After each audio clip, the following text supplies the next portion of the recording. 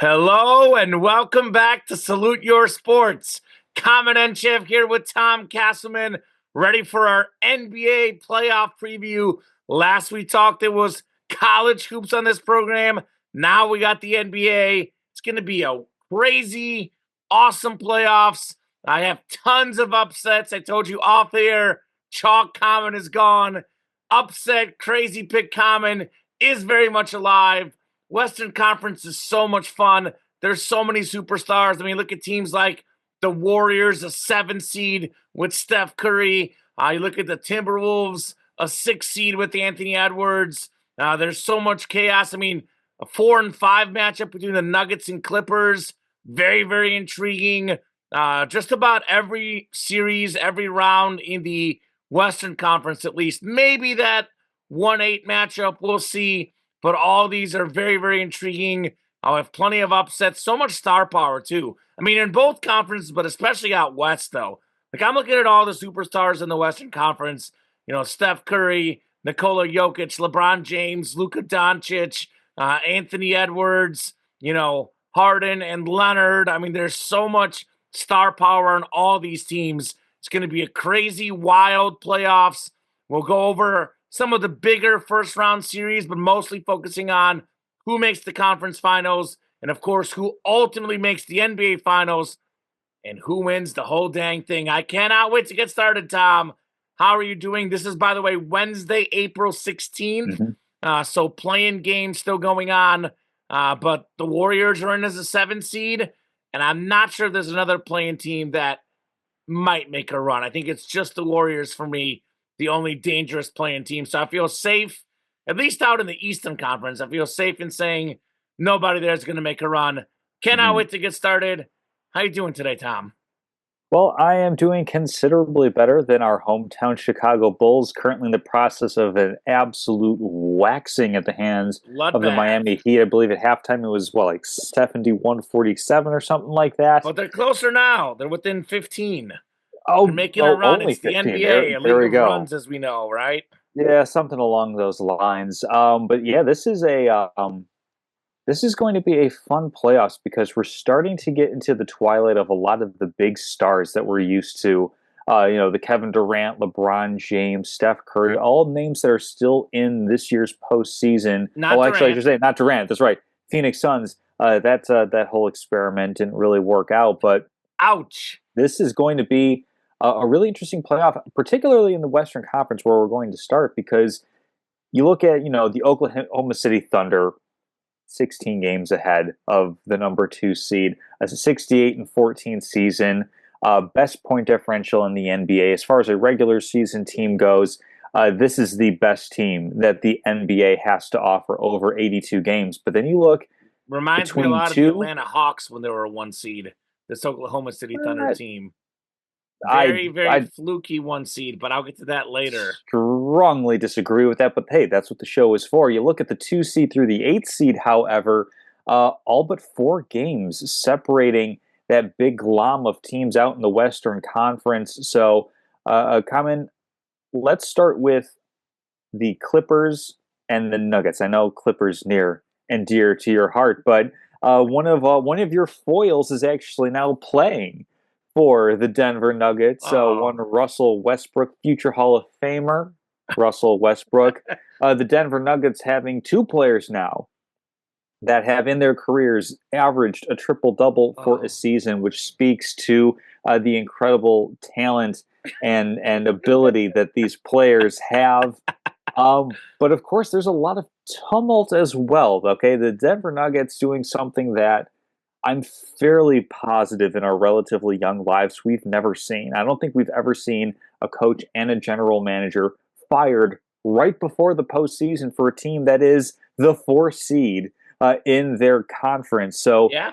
there's just a whole heck of a lot going on for this series, both on the court as well as off the court. So, Common, where do you want to start with this Nuggets and Clippers series? Well, first off, I want to get started with saying one of the reasons why there's a lot of argument over, Nuggets world, at least it used to be, that same guy you mentioned, one of the most polarizing players in the NBA, Russell Westbrook, as they call him. I'm sorry, Russ, don't get mad at me. One of the rumors as to why there was a lot of unrest between the general manager and the head coach Malone and the players with the Nuggets. The rumors coming out of Nuggets camp are that Russell Westbrook was getting the same treatment like Nikola Jokic. He was getting preferential treatment as well as preferential minutes. A lot of Nuggets camp thought that, upcoming young star Jalen Pickett should get more minutes. His minutes were going to Russell Westbrook. It's not the only thing, but one of the reasons for the divide, by the way, Tom, is the aforementioned Russell Westbrook. But if you watch the Nuggets, I saw some of the huddles immediately after the firing. And if you just watch the way Nikola Jokic plays, this is literally like it's LeBron James in center form, like prime LeBron James, the very best of LeBron James. LeBron James is maybe marginally better, and I do mean marginally. That's how good Jokic is. It's the same player. Actually, Jokic is a better shooter. Both are great passers, and LeBron's a little bit more athletic. But this is basically prime LeBron James during that last finals run with the Cavs. He is the coach on the court. He knows how to do literally everything on the court. By the way, Nikola Jokic, there's probably not a single sports topic in sports right now that has me more angry than the MVP race in the NBA. I am literally fuming. There's fire coming out of me, Tom. I wake up every morning just absolutely irate at how SGA is going to get the MVP because Nikola Jokic just had the single best season in the history of the National Basketball Association. It's the first time ever where a guy has led the NBA, a guy that's top 3 in points per game, rebounds per game, assists per game, and wait for it, steals per game as well, Nikola Jokic. So this is going to be a really fun series. Both teams exactly 50-32 this season. They split the season matchups 2-2 each. On paper, it's a very, very evenly matched series. I think a massive X factor is going to be what Kawhi Leonard do we see? Because Kawhi Leonard in the first few months of the year, coming off an injury, was not the Kawhi Leonard we know. Now, the last 2 months, though, in April, 26.7 points per game. In March, 25.2 points per game. The leading scorer for the Clippers this year is James Harden, actually, for the season average. If the Clippers will have any chance in this series, Kawhi Leonard has to be the leading scorer.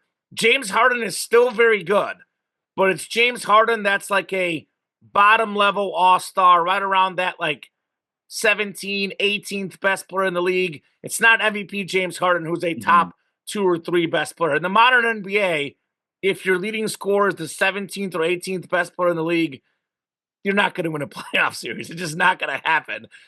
So there's so many injury concerns with Leonard all the time. I mean, him and James Harden both. I know Kawhi had the one run in Toronto, but this team, these two players, there's so many expectations every year in the playoffs, and they always seem to fall short.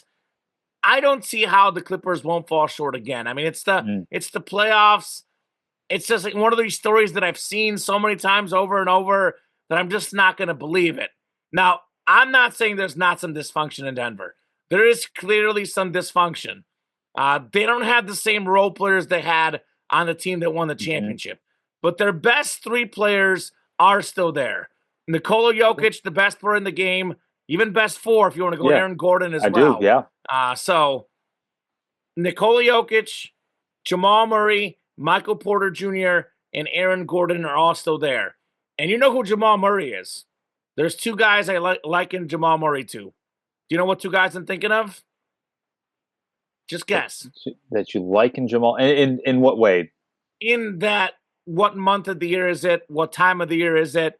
How does he step up his performance? So I would say maybe like Reggie Jackson if you're going for Mr. October, postseason type of play. I was going more basketball, but that's, So I'm going Jimmy Butler, Rajon Rondo, Jamal Murray. Those Makes 3 sense. players are very good players in the regular season, but postseason, playoff Butler, playoff Murray, playoff Rondo.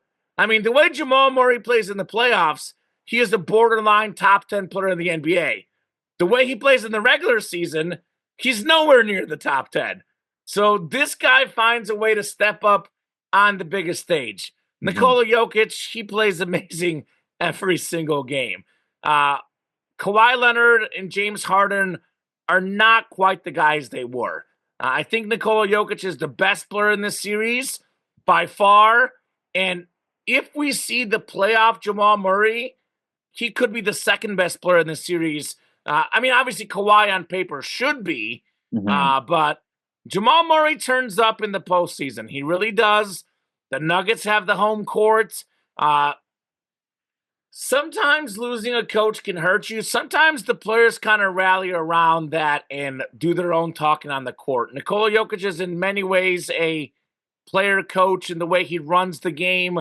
Uh, Nobody needs to tell Nikola Jokic what to do on the court. Hmm. He knows exactly what he's doing. So if there's one team that maybe a coach loss hurts them less than any other team, I would argue it's the Denver Nuggets. So Yeah. give me the Nuggets to win that series. The difference maker is going to be the same guy that's always a difference maker, Jokic. But I will say, expect a different Jamal Murray in the playoffs because he always Hmm. turns up, always turns out. The playoffs is Jamal Murray's time.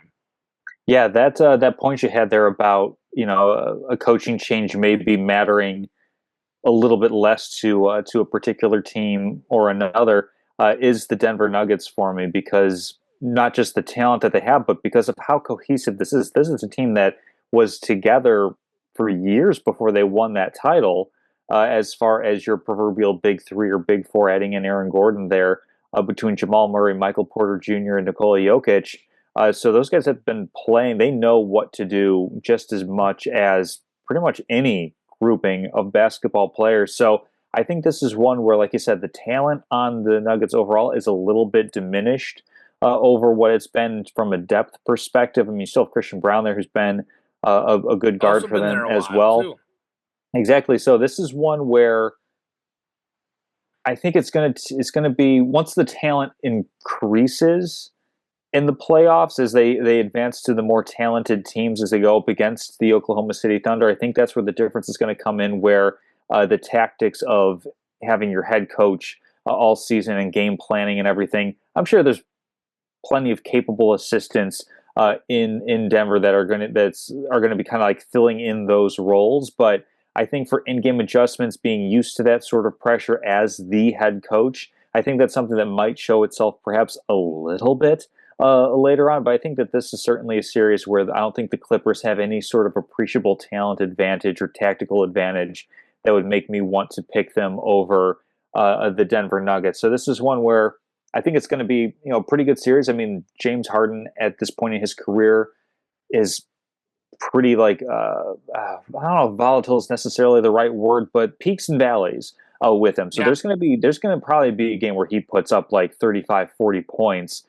Clippers cruise. This is going to be a series perhaps where it might be close in the series record, but the individual games might have some swings where it might just be a blowout one game and then a blowout going the other way in a different game. But I agree with you.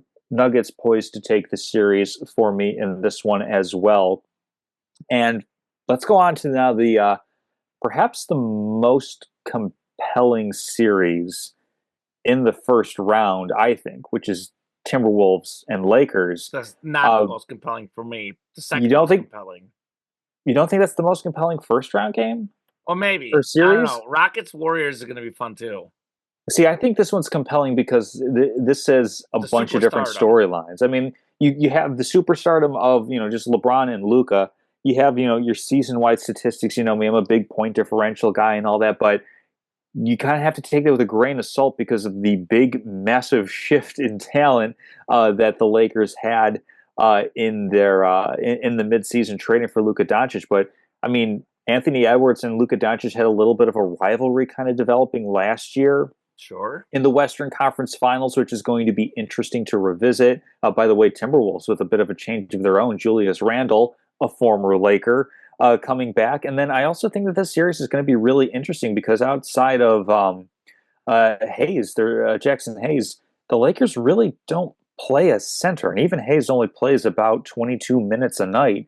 And then you look over at the other team on the court. You got Julius Randle, this big bruising power forward, and Rudy Gobert, a defensive player of the year center. So this is going to be really, really interesting because I'm not sure, does the advantage for the bigs on one side or the advantage toward the like littles or the wings on the other side kind of way out? Like I just, most series at least have that matchup, even with the Nuggets and the Clippers, for example. If you got Jokic and Zubac, which not really close in talent, but they're close in stature. You can at least have them clearly matching up with each other. Sure. I don't know what to expect out of the series. That's why this one feels so fun to me. Well, I think, Tom, part of it you have to factor in, though, Rudy Gobert's not a scoring center. So I think it's not part of their offense. I don't think the Timberwolves are going to say, Be hey, interesting if Rudy, they made it, though. go down low and post up. I just That'd don't be think that's interesting. his game. And even Julius Randle, he's more of a small forward, power forward. I mean, yeah, he could post up, but he plays a lot on the perimeter as well. Sure. So I think it'd be a little bit different. I mean, it's not like we have Tim Duncan and Shaquille O'Neal with those two For guys. sure. No, yeah, it's not that level, but it is, no, as far I as like agree a with you. And I rebounding think perspective, I think a it's big place interesting. where it might show up is more the rebounding Of as course. opposed to them necessarily dominating on the scoring end. But I like to look at a lot of series and a lot of teams in the playoffs, especially. We don't have back-to-backs in the playoffs. We just don't have that. The teams are a little bit more well-rested. You know, the starters play more minutes. I think it's a psychological thing. You get down in a regular season game, 15 points. You're LeBron James, 15 points in the third quarter. You're 40 years old. Maybe he takes a three instead of going to the basket. Maybe Luka Doncic coming off an injury takes a three instead of going to the basket. You're down 15. In the playoffs, starters play more minutes. Things are more amplified. And all due respect to Julius Randle, who's a good player, if you look at the season averages and the overall impact of what guys bring to a team, Julius Randle, Tom, would be the fourth best player on the Lakers right now. Because Austin Reeves averaged more points per game this year than Julius Randle, got more assists a game, obviously, as well. The Lakers actually have a big three.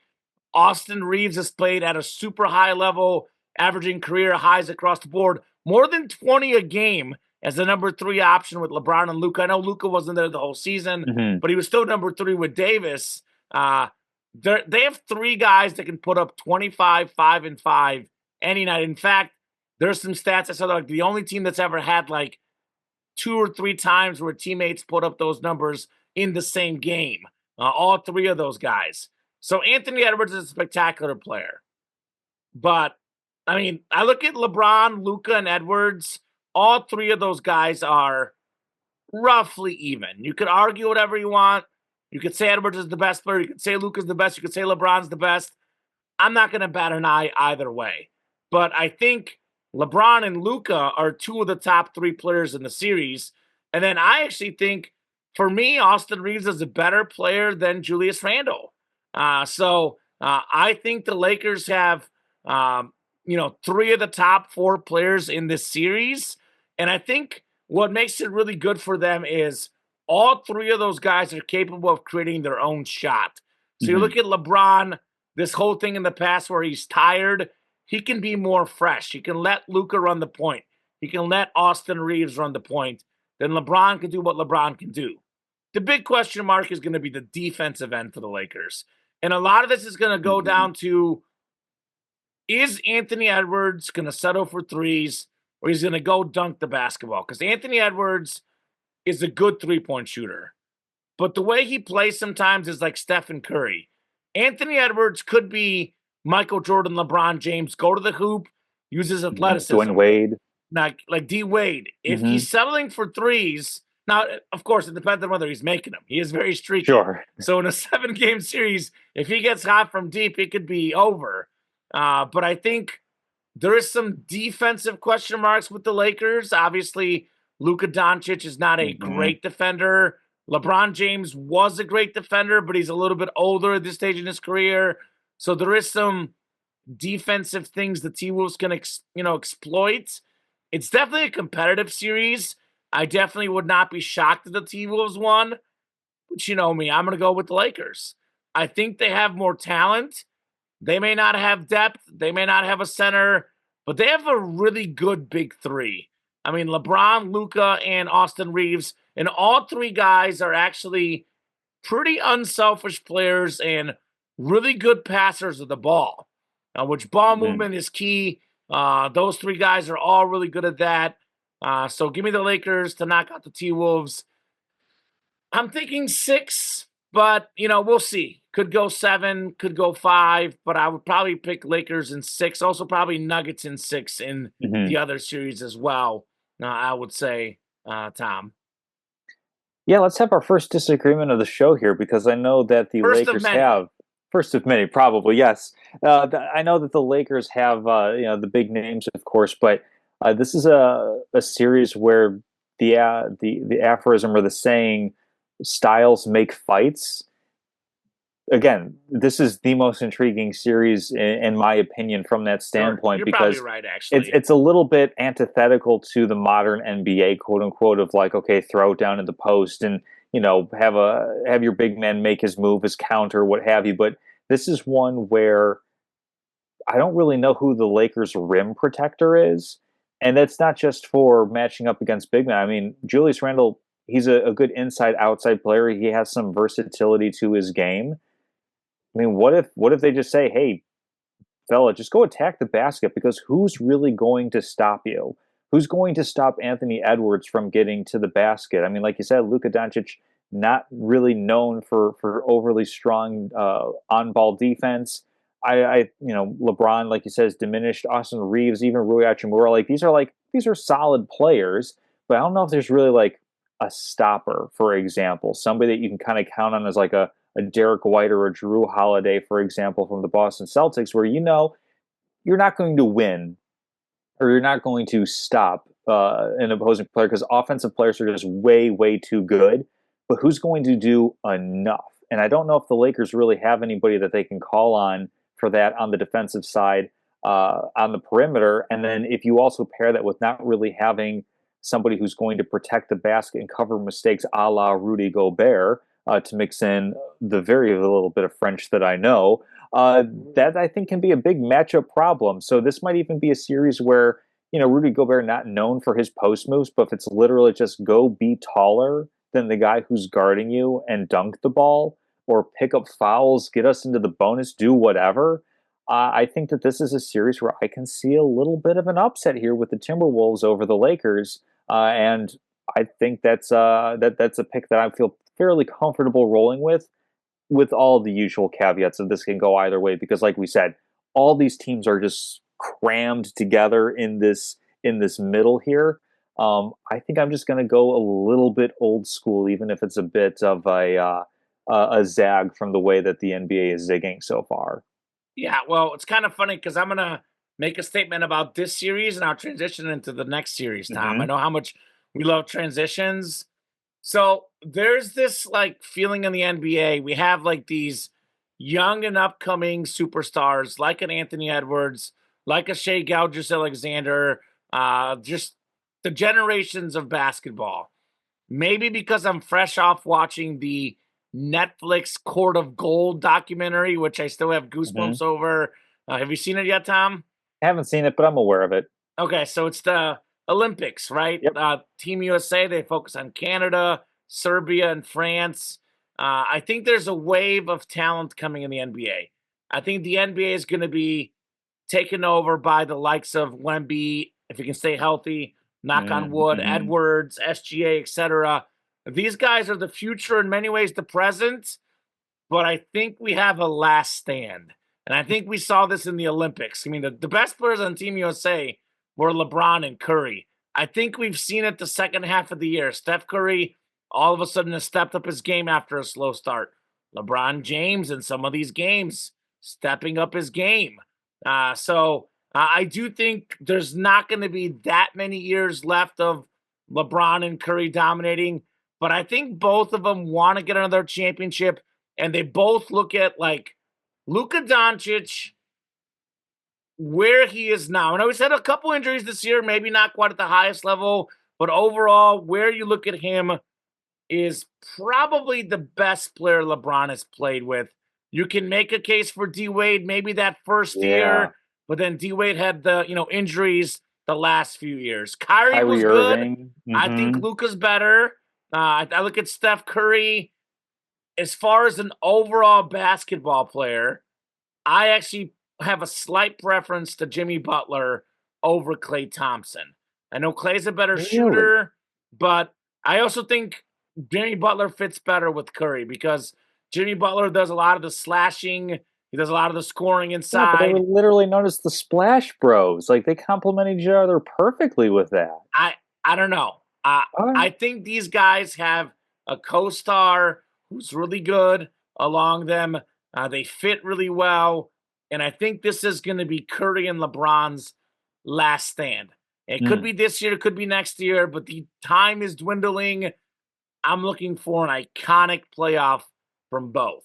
So I'll transition into the Rockets and Warriors series, Hmm. where I feel the crazy part about the West, I actually feel best about this series. Maybe OKC in the first round, but this is right up Oh, there definitely with the OKC. OKC Yeah. series for most confident. And I have the 7 seed winning, Tom. I Hmm. know it's not a massive upset because it's the Warriors after all. It's Steph Curry. It's a young Rockets team, very young Rockets team. Jalen Green, though, they have a lot of balance. Leading Hmm. score at 21 points per game, though, Tom. In the modern NBA, your leading score is 21 points per game. That's not enough star power for me, man. I love the Warriors in this series. Warriors, by the way, won 3 of 5 this year against Houston. They choked one away, should have been 4 of 5. They've won 18 of the last 20 matchup against the Rockets. It's a different team. Teams are different, but it's a series that the Warriors seem to own. Playoff Jamal Murray, here's the theme. Playoff Jimmy Hmm. Butler. This guy is, I don't think I've ever seen an athlete in the history of sports play this much higher in the playoffs rather than the regular season. And you saw it in the playing game.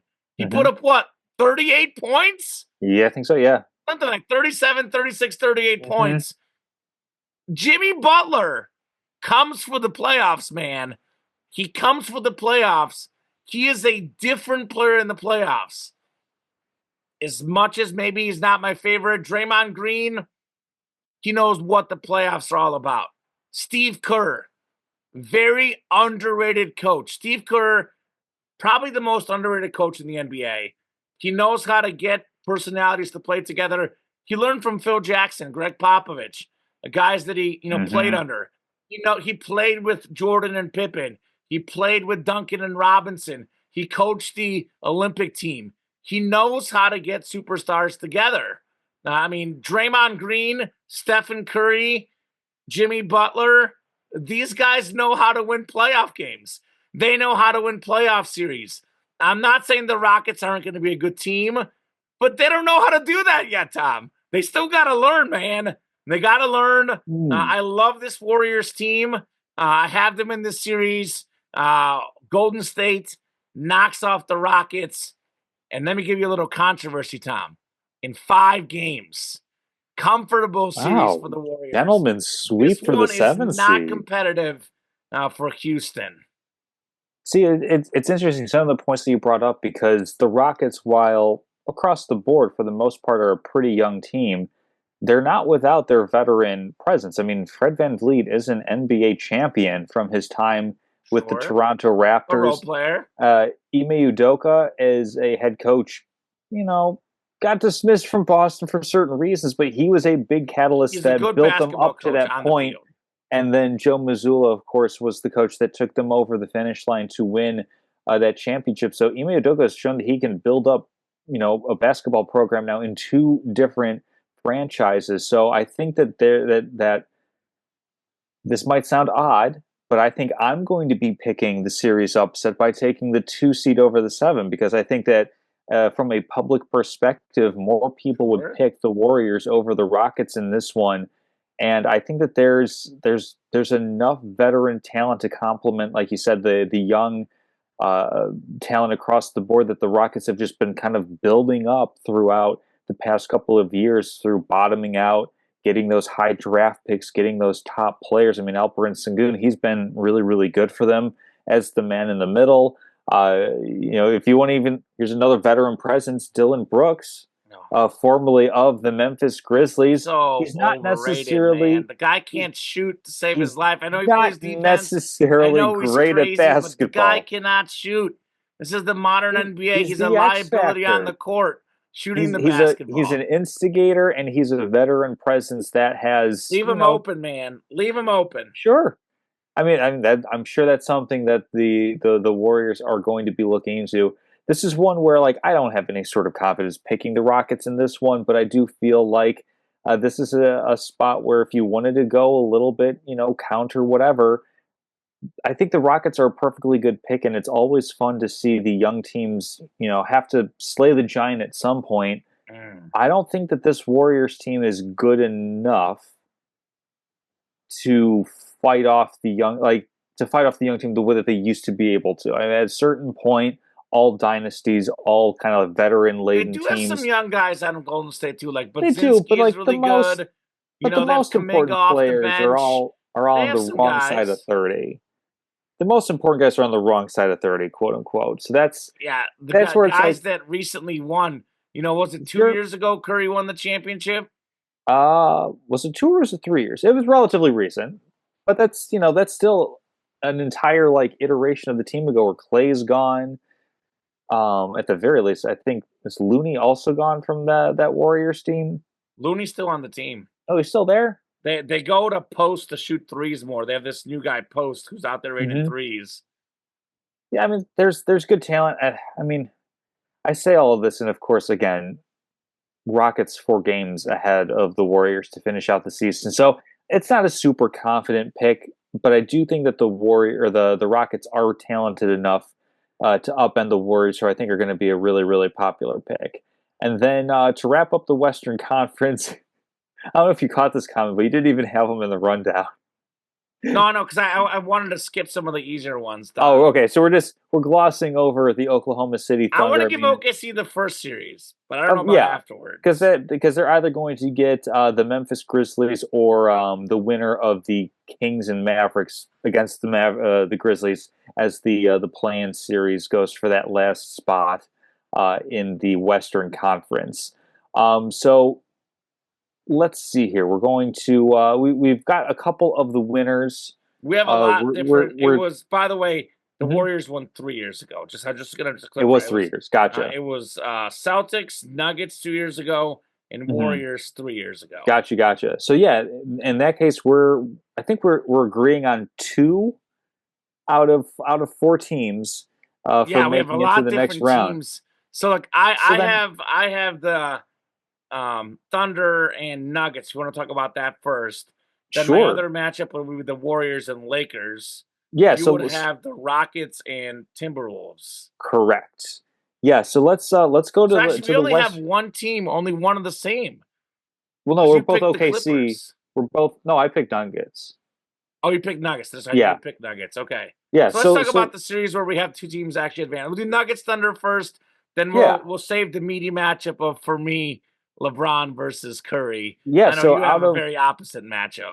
out of these 2 teams, the Thunder and the Nuggets, who do we have being a representative in the Western Conference Finals? I mean, for me, I think this is where it's the end of the line for the Denver Nuggets, at least this iteration of them. I have no idea what changes are going to be coming. I think probably, most likely, it's just going to be to front office and coaching and not to player personnel. But uh, a lot of my confidence is rooted in the Thunder looking at what happened to them last postseason and how they came up short against the Dallas Mavericks and making some changes, going out and saying, okay, we don't necessarily need somebody who's a ball dominant guard because we already have one in Shea Gilgeous-Alexander. So let's trade Josh Giddey away for Alex Caruso.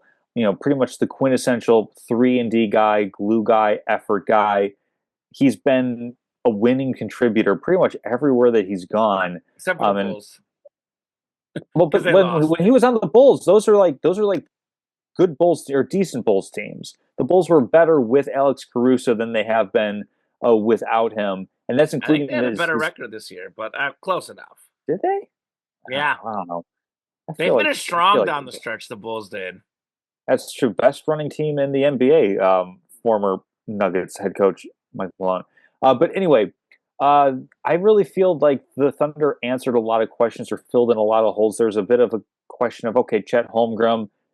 You need a little bit more size in the post. They go and get Isaiah Haverstein from New York in free agency. So now you can, if you want to, go double post. If you want to have two big men out there, or at the very least, if you need somebody who's just a big talented body to go up against Nikola Jokic, I think that the Thunder have a few answers for the Denver Nuggets, and this is where we're looking at two teams, one that was on that upswing, had that really good talent base, not just starting, but also good bench, good role players as well.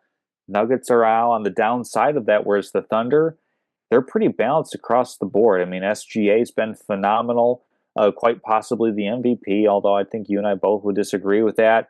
You've got not one but two Jalen Williamses, and I'm never going to get tired of using that joke. Chet Holmgren has had a really good season as well. Lou Dort's on the perimeter. He's going to be your guy who's going to be pretty much picking up Michael Porter Jr., Jamal Murray, trying to be your defensive stopper. And then there is depth, like I said, with the Thunder that at the very least, it might not necessarily show out in a single game sample size, but over the course of a series, they're going to steal those couple few minutes that Murray has to sit, that Porter has to sit, that Jokic has to sit. The Thunder don't have that same level of drop off. And I think that's a big reason why they had the best record in the NBA, why they have, by a few points, the best point differential in the NBA. So I like the Thunder to advance over the Nuggets to the Western Conference Finals this year. I have something written down here. Mm-hmm. I have something written down. Jokic will show SGA who the real MVP is, Tom. That is what I have written down right here. Nikola Jokic, by the way, has entered, I call it the Fab Four of current NBA players. You know Okay. what my Fab Four, my favorite four basketball players Your right favorite now? four. So Jokic has entered it, so that's one. Of course, you've been gushing about Curry, big LeBron fan, and I'm going to say Giannis is your last guy. Am I correct? Yeah, correct. Those are my Fab So is Four. would Luca make it the Fab Five then for you? Is he just on the outside looking in? I do like Luca. I don't know if I'd put him as my fifth favorite. He's really All right. good. He's really good. But I as don't far know as if just I'd like your go that favorite, far. I'm going yeah, based on of favorites. course. Although those guys, they're up there for the four They're best as well. I also mean, they're also up there for Jokic, I think, is best. certainly the best. You could make a case for Giannis maybe being the second best. But look, this Nuggets team, by the way, won 2 out of 4 against the Thunder. They split 2-2 this Mhm. year. I gotta see it before I can believe it with OKC. Mhm. I'm not even so much down on SGA. I think SGA is a great player. It's more so the fact that Jokic is better that bothers me. Jalen Williams is a pretty good player. I'm not saying he's not a good player. I just think in the playoffs, Jalen Murray is a better number two option. Jamal Murray, excuse me, is a better number two option than who the Thunder have. I think it's the same thing we saw last year. In a regular season, this is a young team.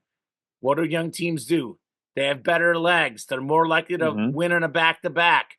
They're more likely to have the durability during a long regular season, where some of these, older teams with some of these players, maybe they rest a guy here and there.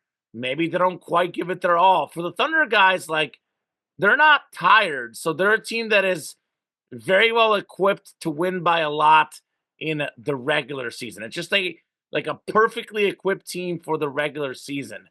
I think in the playoffs, we don't really see teams often win with one superstar. I know you could say Jokic did, but that's not true because Jamal Murray played at a really high level the year they won.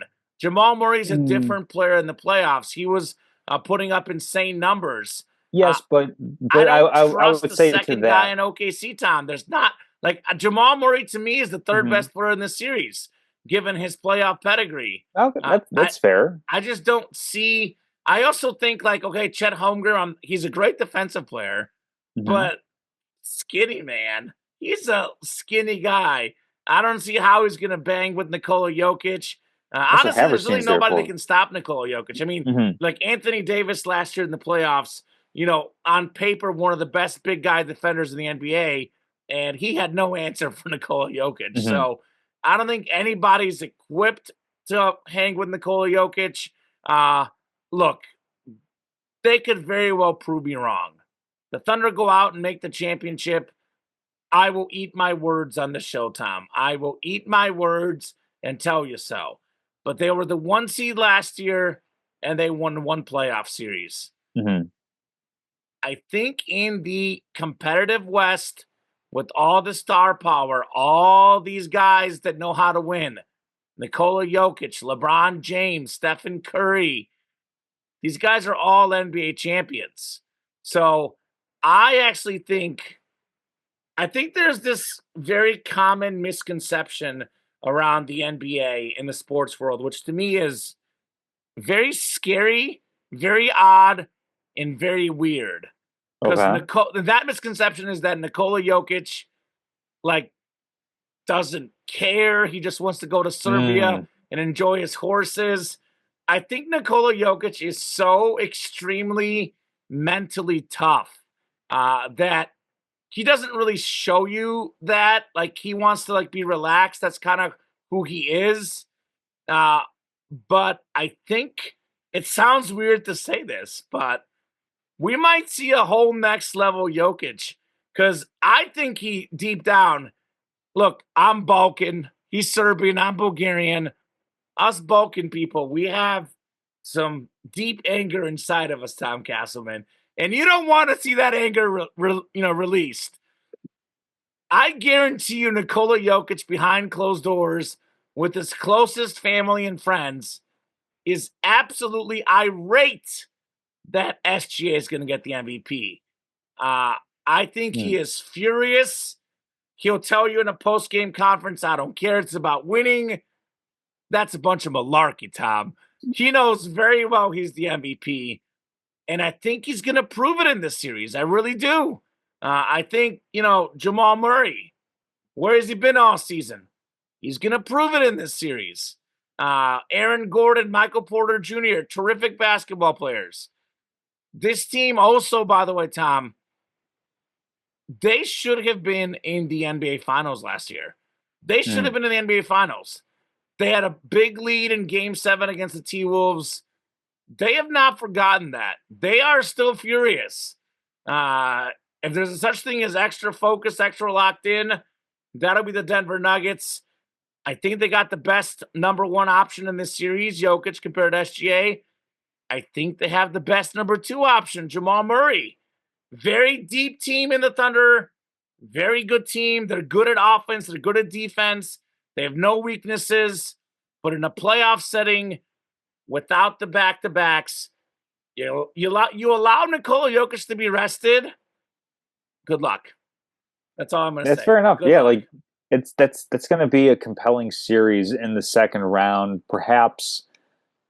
I think it's more compelling than Rockets and Timberwolves, but that's You neither here mean nor there. you mean Warriors and Lakers, I mean which the that NBA would is be a very very. excited about. I mean, the NBA is going to be pushing. Is going to hope real hard for that one.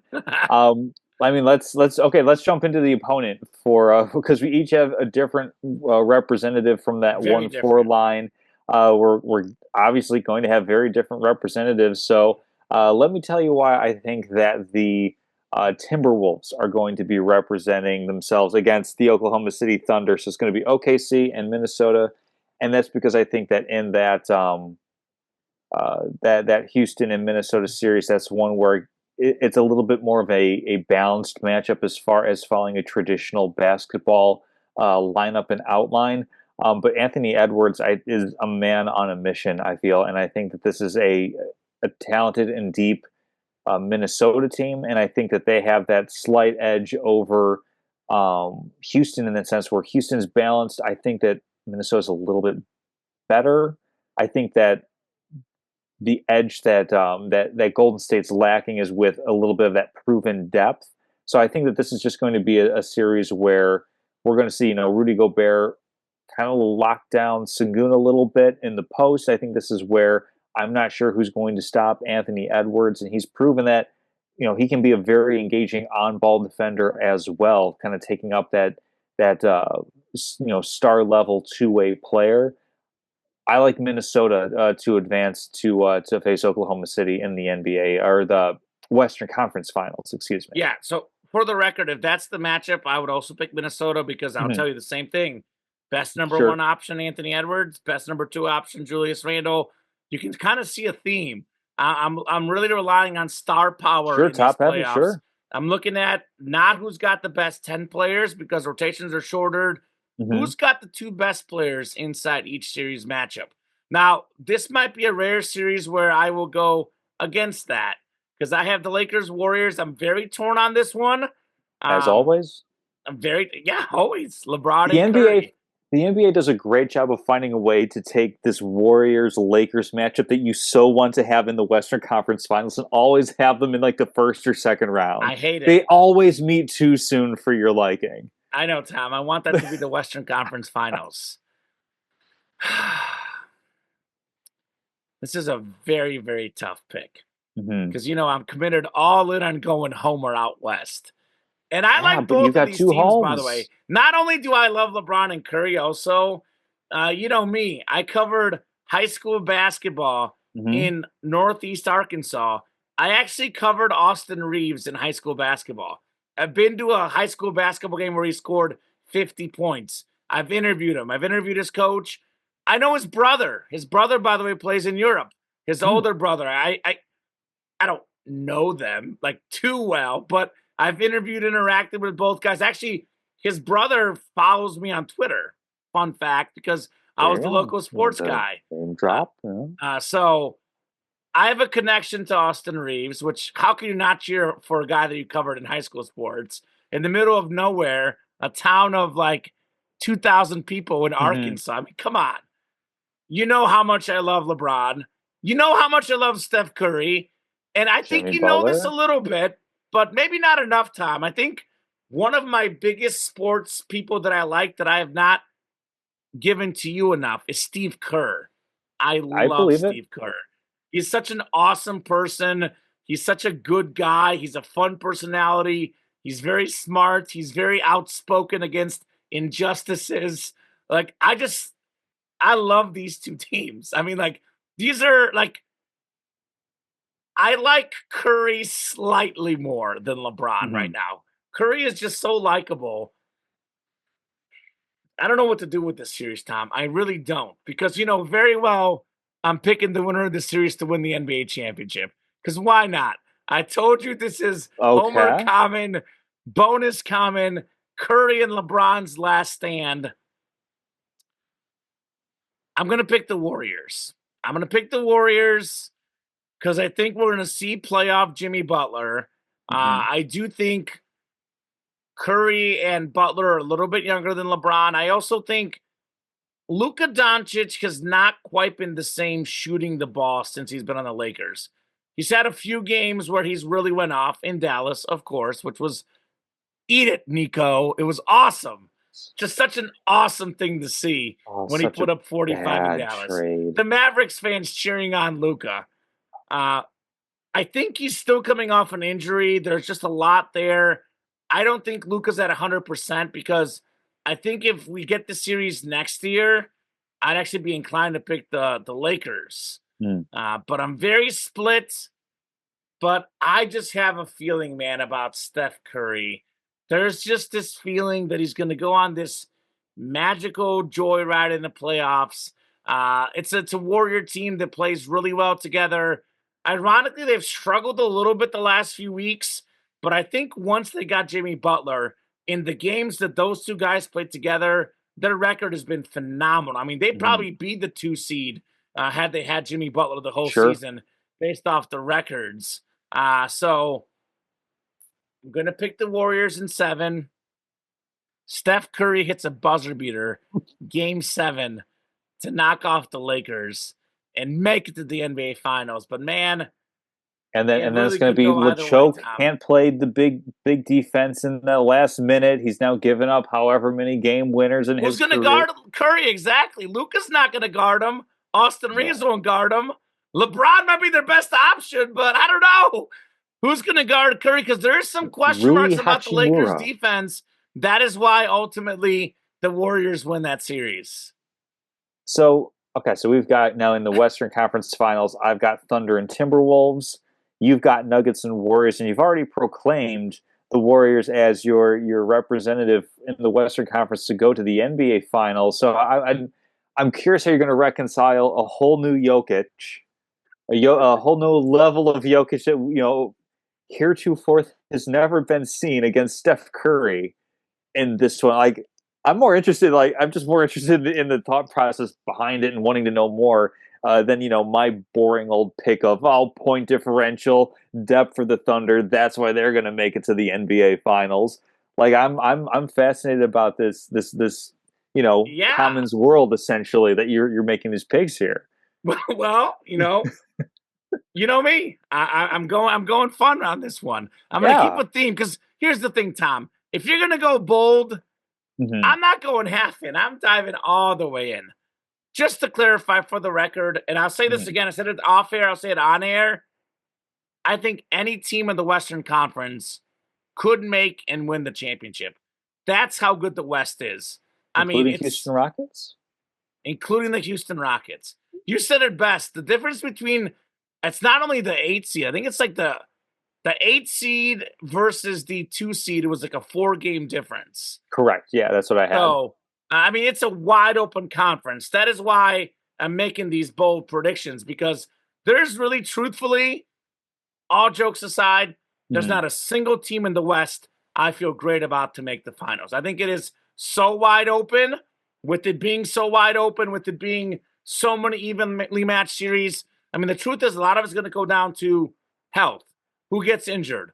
A lot of it's going to go down to where does the ball bounce, whose foot is on the Mhm. line, a la Kevin Durant. Mhm. There's going to be a lot of lucky plays, a lot of small inches, margins at the side of these series. I think a lot of 6 or 7 game series across the Western Conference Finals. So I'm not entirely confident in my picks, but I'm going to pick the Warriors to knock off the Nuggets because, again, as much as I've talked about Jamal Murray, I think Jimmy Butler, man, he's going to be a man on a mission these playoffs. He's also playing with a little chip on his shoulder. He's now been all sorts of different teams. Some Mhm. folks are questioning him as a person, as a basketball player. Again, I think it is Curry's last stand. And Curry has looked a lot better the second half of the year, man. This guy is lights out. He's put up so many massive games when he needs to. It's the classic example of been there, done that. And actually, if you look at Steph Curry's numbers in the playoffs, in the Warriors championships with Kevin Durant, he actually was better in the playoffs before the finals. I think a lot of folks Mhm. don't realize how good Steph Curry plays in the playoffs because of this narrative of how he didn't have the finals MVP till he finally got one. He's a really clutch player. He's a really good player.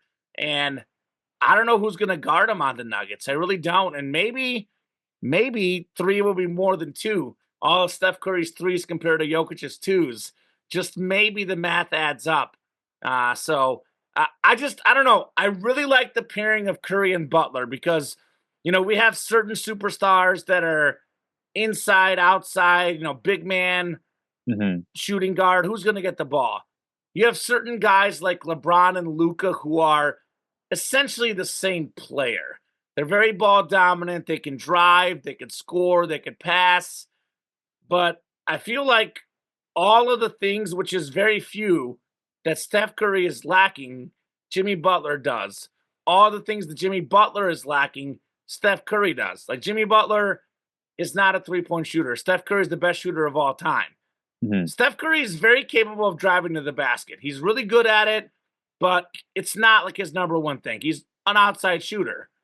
So Jimmy Butler gets the free throws. He actually will help get teams in foul trouble. And if you get in the bonus quickly and it's the end of the game and you have Steph Curry shooting free throws, it is called a free throw, aka it's free for Steph Curry because that's how many of these free throws he makes. So I am just banking on a prime Steph Curry like we saw against France in the Olympics, like we saw against Serbia in the Olympics. The Olympic basketball tournament, Tom, all the biggest stars in the world, LeBron James, Nikola Jokic, SGA, when it got to the final four teams, when we got to the final two games, the best player on the biggest stage was Steph Curry in the semi. The best player, Steph Curry, in the Olympic gold medal game. The deeper it gets in the playoffs, the better Steph Curry's going to play. So give me the Warriors, Curry and Butler. Give me Golden State in 7 games to knock out the Nuggets. It's so interesting that our Western Conference representative, like you're saying, whoever wins Lakers Warriors is going to be it. For me, it's whoever wins Thunder Nuggets is going to be it. So we're just butting heads Polar at every opposites. single level in the Sure. Western Conference, which just kind of to me highlights how deep and how talented this half of the association has been this year. Let's bring it around to the Eastern Conference, which has certainly felt like a little bit the Leastern Conference, or at least more stratified in its team's outcomes. I mean, certainly we don't look at anybody who's in the play-in game or the play-in series as a potential conference finals threat. No. We're not looking at the Orlando Bulls are out, Magic. by the way. Oh yeah, I mean, Eat one. I didn't have any hope at the halfway mark.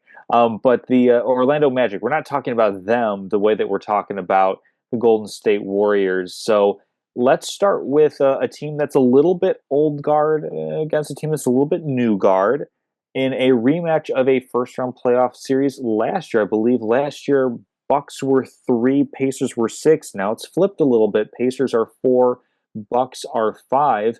Milwaukee playing at a really high level as of late. They are tied with the LA Clippers as having the best winning streak to close out the season. Both teams winning their last 8 games of the season, coming into the playoffs to get into the 5 seed, respectively, for both of those teams. So this is an interesting one because last year this was a series where, if memory serves, I was just being contrarian when I was picking the Pacers to win that one, and then injuries to Dame Lillard, injuries Giannis. to Giannis, like the Bucks just literally fell apart. This year, a little bit of a different look to the Milwaukee Bucks. Middleton traded out, Kyle Kuzma in. So this is the potential to be kind of an interesting revenge series between a team that's still, I think, even though the home court advantages with Indiana, it still feels a little bit like Milwaukee is big brother versus Indiana's little brother, if that makes sense. Sure. I mean, the Bucks won the championship, I think, 4 years ago now. Mm-hmm. They've been a 1 seed multiple times before. This is not the same Bucks team we saw a few years ago. There's no Drew Holiday. There's no Chris Middleton. Lillard is actually injured, and that's been a big problem with the Bucks. Mm-hmm. When they brought over Dame Lillard, I don't think it was necessarily such a bad move. I think there's just been too many injuries to him and Giannis both, and we haven't had a chance to really see those two guys work together. Now, Dame's going to be out this series, looks like, but Giannis will be there. And Giannis, all due respect to Tyrese Halliburton, is by far the best player in this series. Yes. There's nobody the Pacers have that can stop Giannis. Indiana's a prolific scoring team. They're not a great defensive team. Okay, so if Giannis gets hurt, yeah, the Bucks will lose the series. If the same thing happens that happened last year, it's over. I mean, if Giannis is out, it's over. But I'm going to bank on Giannis being healthy, which he was down the stretch. Milwaukee playing its best ball of the season, like you said, 8 straight wins. So give me a dominant Giannis performance. And I think Giannis is sitting there like, it's kind of weird, Tom, that this is probably the best Giannis has ever been. The guy had, what was it, a 19-20 assist game. He's having the best overall season of his career, and he's kind of an afterthought in the MVP race. He's a distant third. I could really sit here and argue that I might put him second personally. Between him and SGA, it's close. Again, I look at it as how will the team do without this guy? Because I think the Nuggets without Jokic, there's a lot of stats without them being worse. The Bucks without Giannis is different. Mhm. But I think Giannis feels like, in some ways, the forgotten guy because he was the European star. Then it became Jokic. Then it became Doncic. And I think there's not enough attention being given to Giannis Antetokounmpo. He's in some ways a silent assassin because I think LeBron and Curry always are going to get attention. You can argue too much, but it's LeBron and Curry that are the two faces of the NBA the last 10 years. Anthony Edwards talks a lot. He's going to get a lot of attention because he talks a lot. Luka Doncic, in the biggest trade maybe in basketball history, he gets a lot of attention. Jokic and SGA, frontrunners for NBA MVP, they get a lot of attention.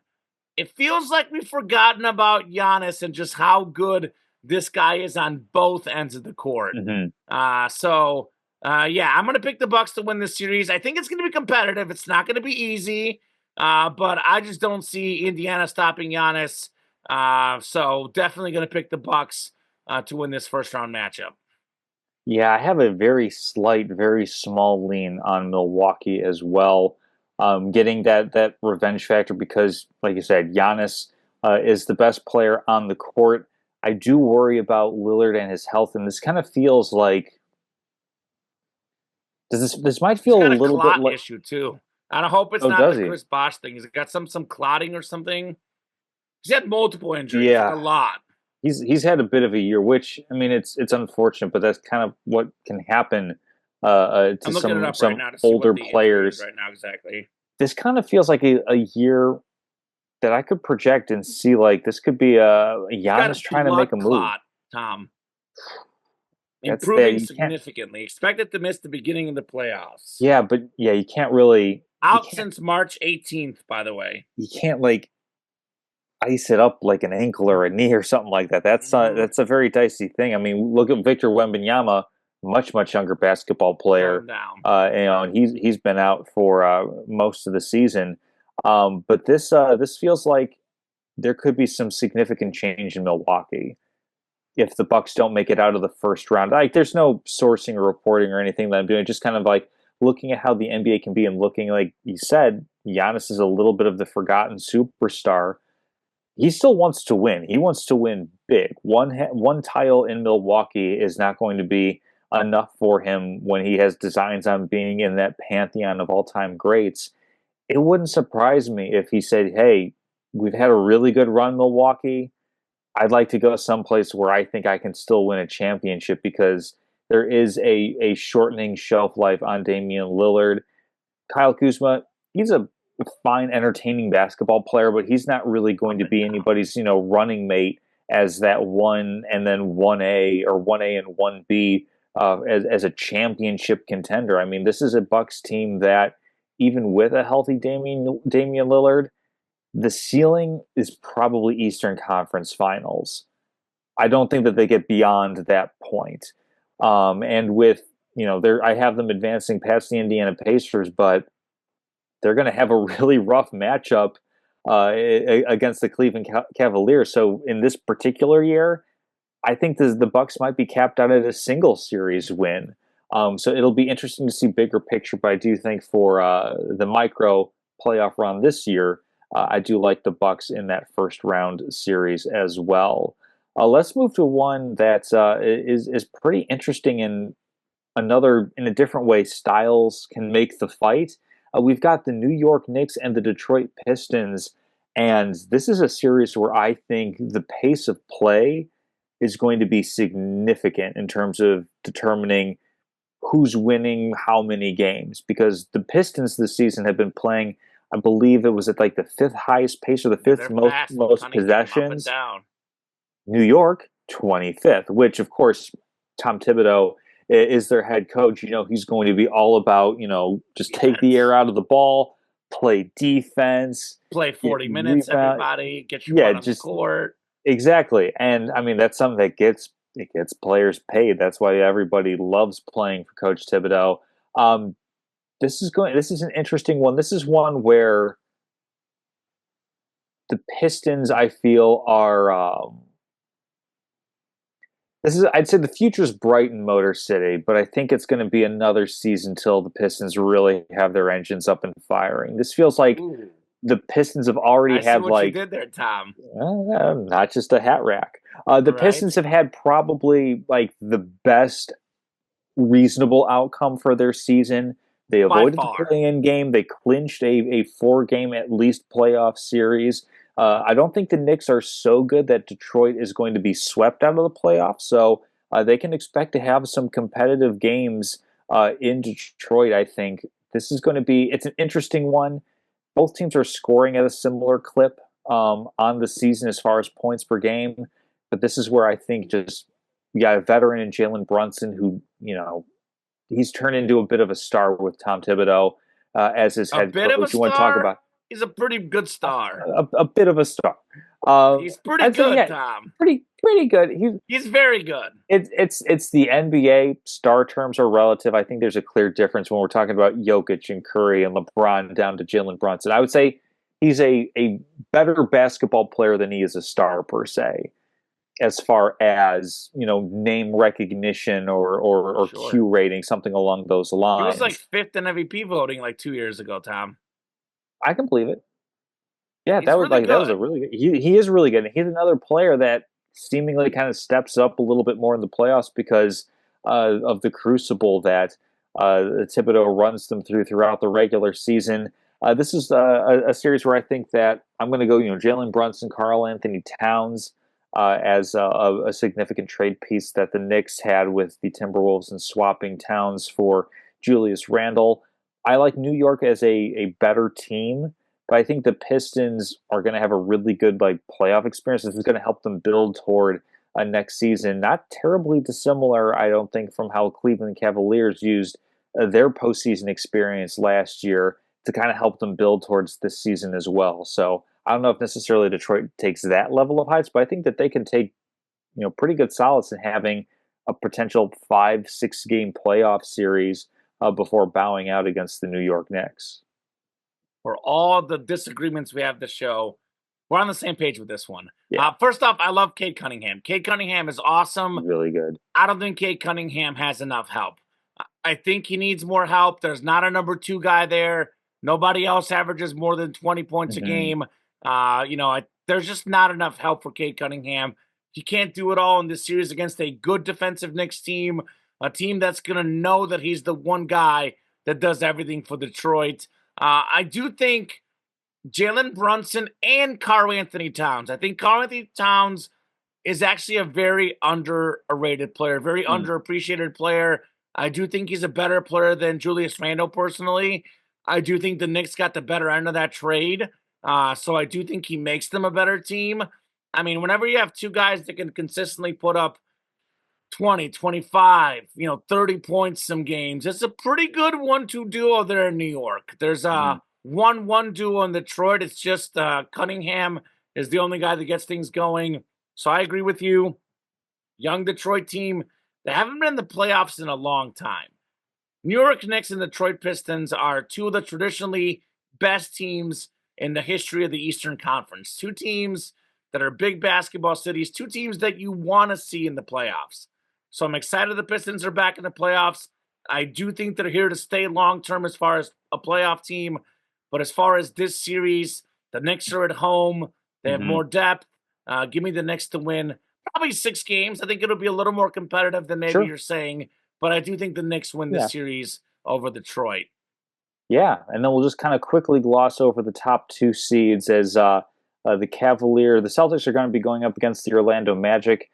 Just really quickly, I think this is one where the Magic could push it as a 5 game series, if only for the fact that they have the league's best scoring defense this year, only Well, giving the up. the only reason why this Mm, might be a 5 game series is because mhm. Boston is very 3 point reliant, and against a really That good too. defense, you might go cold for a game. But I think Mhm. obviously, let's put it this way: the Magic are not a threat to win the series. No, they are not. They are the best scoring defense in the NBA. However, they are the third worst scoring offense in terms of Hmm. points per game.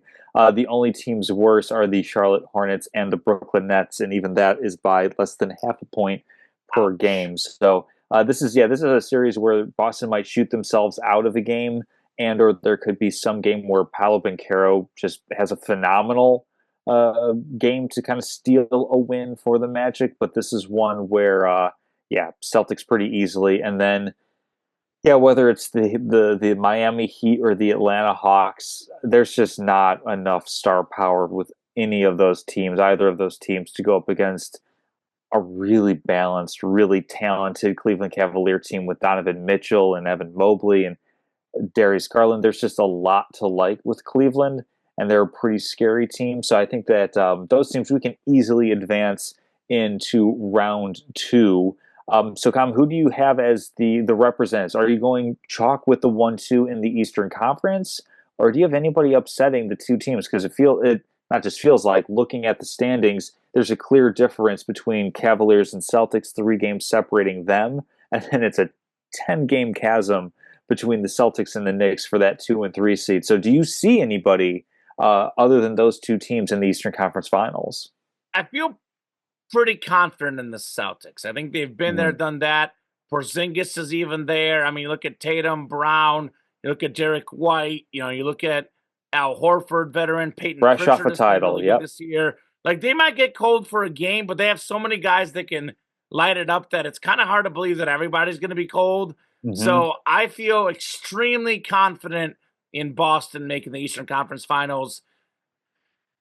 I am going to pick the Cavaliers, but I do think the Bucks can push them. I do think that's going to be the matchup, the second round, the 1 versus, I guess, 5 technically. Again, I do think Giannis is the best player in that series.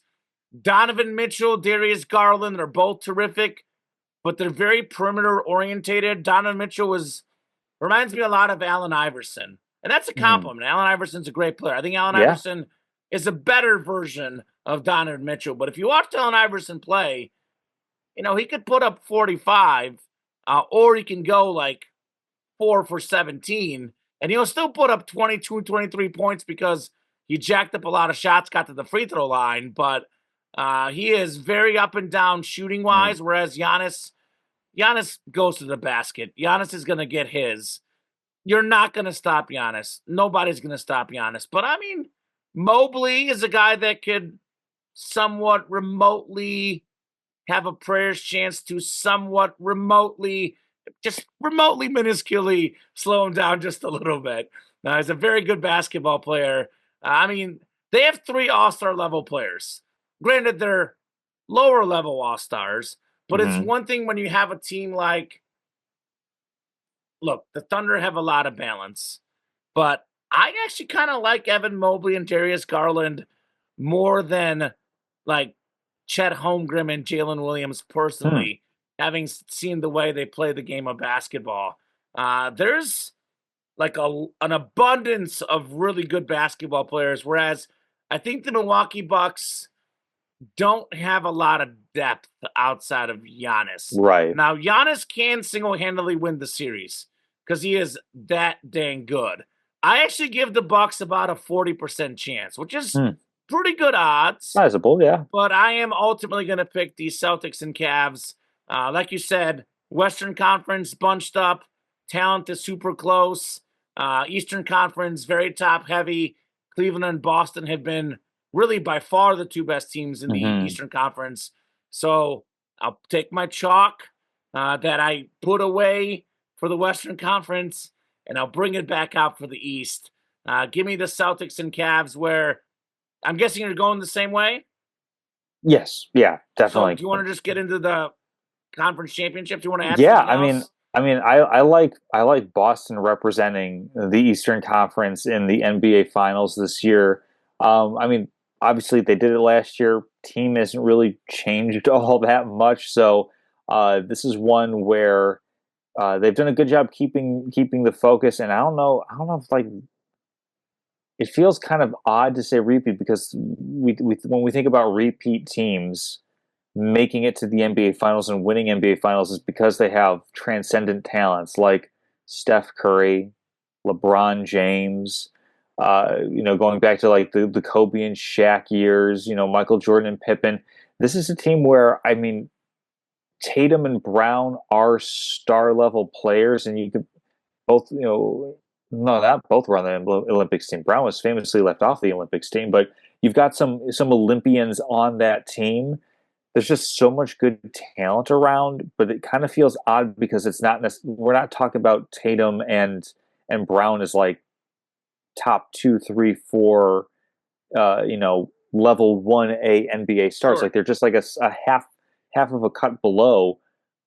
I'm going to go with the Celtics over the Cavaliers in this one, just because I think that they have the experience from having gone there before, and I mean, still have the youth, the talent, the balance, everything that matches up with Cleveland. I think it's going to be a really good 7-game series. Kenny Atkinson is a heck of a coach, and it's really nice that he has a team that is talented enough to have been the best team in the Eastern Conference, because for a lot of his coaching career, he's had these younger upstart teams that he gets up to a certain point, and then the team moves on from him and has a different coach come in. Maybe not necessarily always for the better, a la the Brooklyn Nets, but he's a very, very good coach within his own right. Joe Mazzulla, I think, takes a little bit more of or he's highlighted perhaps a little bit more of uh, I guess like sample size or something along those lines. Like basically, we're going to shoot a bunch of threes every single game, and we might be off for 1 game or 2 games or even 3, but I highly doubt we're going to be off for 4 games in a series. And that's where it's kind of interesting, taking almost like a mathematical statistical approach to a kind of like a shotgun method or a volume method of trying to create an NBA champion. So I It's think this is just going analytics, to be Tom. it's Analytics at its exactly, finest. it's going to be a really, really interesting series. I'm going to go with the Boston Celtics, if for no other reason than they have my favorite player in the NBA still in Drew Drew Holiday. Holiday. And by the way, he's been playing very, very well down the stretch. I believe since like in the new year, he's shooting like 39% from three or something like that, as he was like low 30s earlier. So he's even come on as that additional kind of like release valve on the offense when the 2 stars might be faltering a little bit or teams are keying in on them. He's continuing to show that he's a really good role contributor as well. So I like Boston a lot, and so I'm going to pick him over the Cleveland Cavaliers. Also, I'm glad you've like, come around to the point that Jason Tatum is a second-tier star. With that said, yeah, Tom, the Celtics don't have a top 5 player in the NBA, but they no, have top to bottom the best roster in yes, the NBA. I think there's no doubt about it. I mean, Tatum and Brown, neither's top 10, but I could mhm. argue, given the way, Mr. Brown plays defense, I could argue neither's top 10, but both are top 15 players in the league. Maybe Tatum's the bottom of top 10, but they have 2 guys that are really, really good. Obviously, I think like Drew Holiday is like a tier 1 role player. Derek White is a tier 1 role player. Peyton Pritchard is really good. Role player, I'm saying. The perfect guy you want as like your third, fourth option. By the way, Derek White and Peyton Pritchard can shoot the Mm. basketball. They had a Mhm. game where they both put up like 30 something points. And Kristaps Porzingis, unlike the year they won the championship last year, he's coming in healthy to these playoffs. Look at his numbers. He's a legitimate third scorer. His numbers are better than most third scorers in the league, and that's on a team full of, Mhm. really good guys. Al Horford, the guy's played a million years, but the guy knows how to win games. I mean, that's a really, really good basketball team. And the Cleveland Cavaliers, for all the talent they have, I mean, I think the Eastern Conference is considerably weaker, but Mhm. in many ways, to me, like I look at it this way: Cleveland is clearly the second most talented team in the East. OKC, talent wise, isn't clearly the most talented. They're up there, they're close, but there's other teams out there that are close to them where that playoff inexperience can show itself against OKC in a second round series, for example.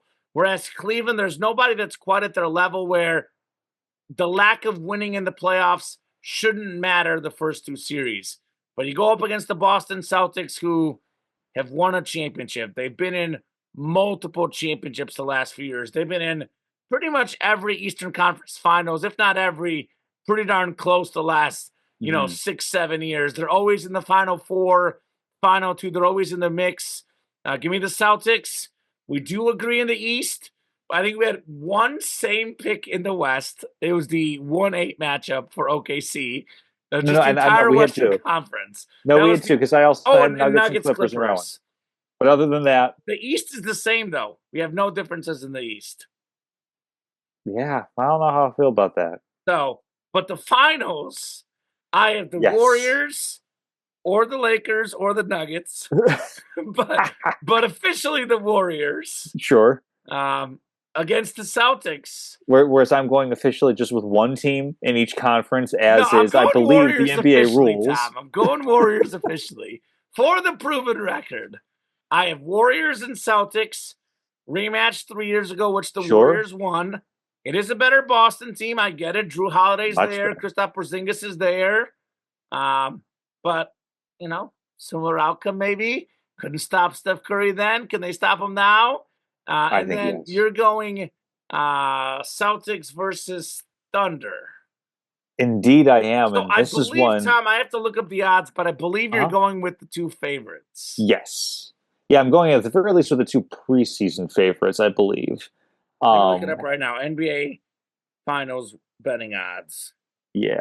I'm But I'm go ahead I'm and give me your I'm winner going while I do pretty that. Go I'm ahead. going pretty chalky with this one. This is a tough one for me because I mean I've liked both of these franchises for the past probably at least year or two, um, and I also am a fan The of two having favorites by far, by the way. by far. Yes, Okay, by far. good OKC to and know that Boston there's Celtics are absolutely the no value in favorites to win the tailing. championship right now. There's no value in tailing any of my picks, so folks don't even bother putting down. So real quick, Tom, plus Yes, 180 for the Thunder to win, plus okay. 190 for the Well, Celtics. there is some value. So it's not Cavs are negative plus cheap. 575. Okay, And would you look at that? The fourth, fifth, and sixth favorites. The Lakers plus 1,300. okay. The Warriors plus 1,500. And the Nuggets at plus 3,000, tied with the Knicks, by the way. I'm surprised the Knicks have that much love. Well, I mean, it's New York, That's true. And it's so also like LA. New York is going to be very similar to Chicago, in we will just throw stupid money at anything that makes us think we feel good about our teams. Sure. But yeah, no, you haven't missed my. I've just been hemming and hawing on this one. I think I would say the Thunder only because they haven't yet done it. And I think that I mean, I've been a big fan of how they've built up this franchise over the years post, Kevin Durant and James Harden and Russell Westbrook, which I mean, they made a choice, not necessarily, I don't think the right choice in hindsight, going with Harden over Serge Ibaka, but that was a team that, or a franchise that at one point was, the young upstart team against a team that nobody really liked, the Miami Heat, after they did the big joining and taking towns of South Beach, not two, not three, not four, not five, not six, not seven. This is a team that's kind of built itself up from the ashes, really, and I kind of like rooting for a team that pays off on having the homegrown talent that does the draft and the develop, or in the case of SGA, trade for the young player that you develop from a tantalizing first round prospect into a legitimate superstar in the NBA. This is, and then for all the basketball reasons, it's a very, very balanced team, very good on defense, very good on offense, equally talented at home and on the road. They don't have they haven't lost double digit games in either home or road games. I think it's 35-6 and 32-8 on the road. Phenomenal point differential. This is a team where, in a series where I think it would be really, really interesting because of so many similarities in the how the talent matches up between Boston and Oklahoma City. I think the smarter play would be Boston repeats, but I think I just have a slight preference for wanting to see Oklahoma City because I like seeing new teams kind of achieve those new heights. And I'm not necessarily anti dynasty, but I kind of like seeing a little bit of the love getting spread around, a little bit of parity, if you will, for a league's Anti-dynasty. championship.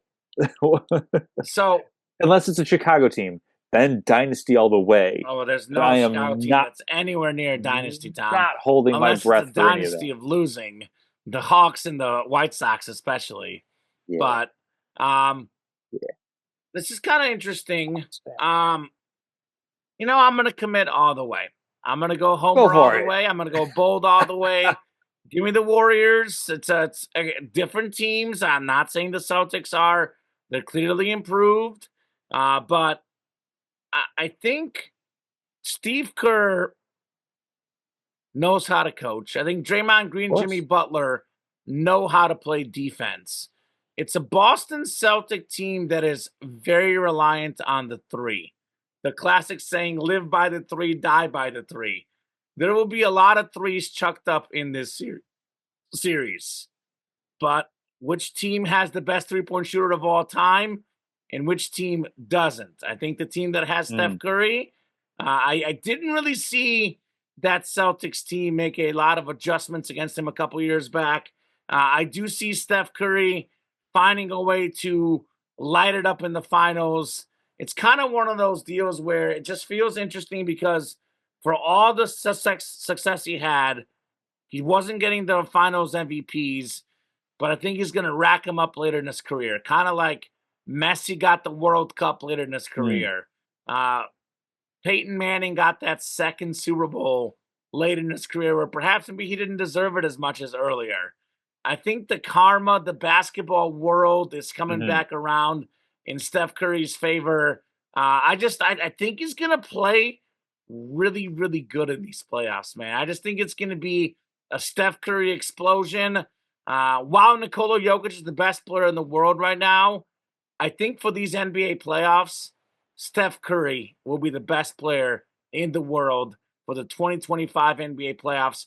For the record, Tom, I'm going to go on record. The Western Conference will win the championship this year. They'll be more battle tested, whether Mm. it's the Warriors, the Lakers, the Nuggets, or the Thunder. Fourth most likely team to win the championship. I think to me, the teams that I look to win probably is one of those four teams. I'll give your Thunder a little Hmm. bit of love, Tom. You're welcome. Thank you. Uh, Thank Lakers, Warriors, Thunder, or Nuggets will be the NBA champion. For the sake of making the picks, I'm picking Warriors over Celtics. Repeating is really tough to do. you. Hmm. Repeating is really tough to do. And I'm a little worried about Jason Tatum on the biggest stage. He has not played really well on the biggest stage, whereas Steph Curry has. Now, he didn't actually play all that great last year either in the finals.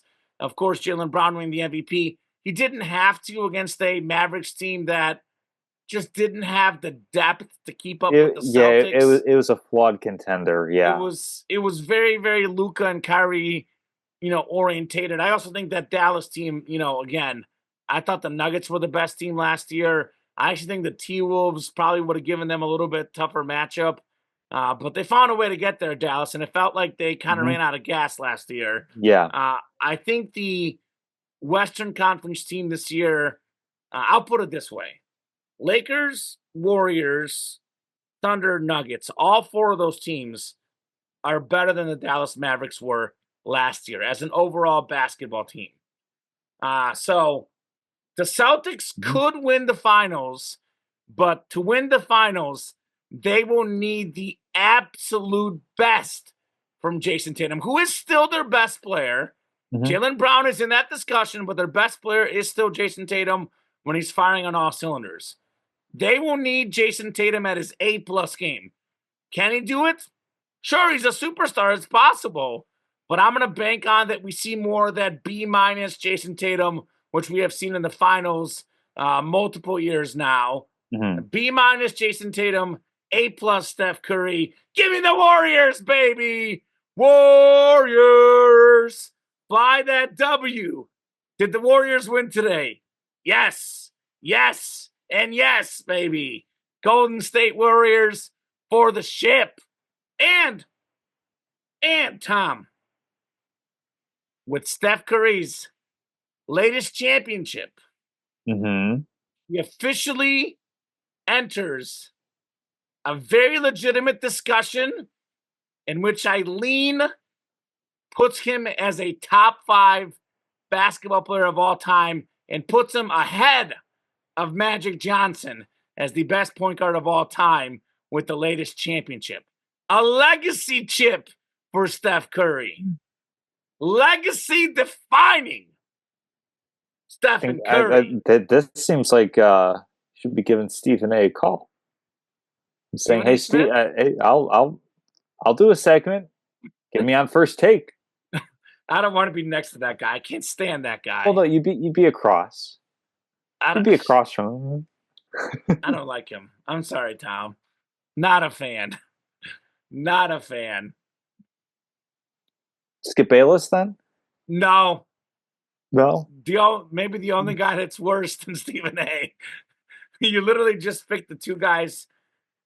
You know, let's go on old school and go on Michael Wilbon and Tony Kornheiser. There I'll you go. on that show. There you go. If they want us. Yeah, I don't think many people do. Inside the NBA, I'll go on there. That could be fun. That's a fun show. Anyway, very different predictions. Extremely different. Yes, I look forward to the first round matchup where evidently I've knocked out your champion. Give me Tom. Now I'm cheering for the Thunder to lose in the first round. That's more than fair. That's more than fair. Although I don't like John Morant, so I don't know if I want that. But anyway. I think you can give the grace of one series and then you can go for Jokic and the Nuggets. Which I wouldn't even be mad, by the way. It's always a fun show, man. It's always a fun show. We'll be back for more playoff updates. I know we'll probably do a show surrounding the NFL draft here in the near future. Next something week. To. Yeah. So gonna be a lot of fun shows ahead. As always, a lot of fun sports chatter, Tom. Always a pleasure, man. Appreciate you taking the time. For everyone that watches or listens to the show, same to you guys. Really appreciate you taking the time. You might be laughing now, but come June, things will be different, Tom Casselman, when Steph Curry lifts his 5th NBA championship. Come on now, Steph. Let's go. All right. Well, Tom, thank you so much. Have a great night. Thank you again to the viewers, listeners. Have a great night, guys, and we'll see you soon.